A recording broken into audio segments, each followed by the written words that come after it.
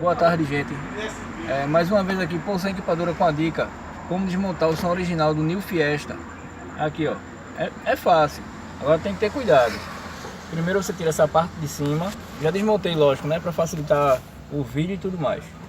Tira a parte de cima, como você tá vendo, tem só os cravinhos, certo?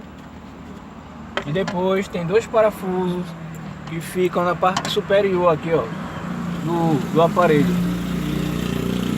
Você tira os dois parafusos torque e depois você vem aqui embaixo com cuidado para tirar as duas travinhas que tem no aparelho. E detalhe, aqui no meio, como já está solto, já estou tirando aqui.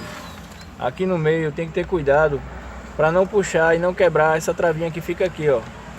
Ela serve de sustentação para não ficar trepidando o painel.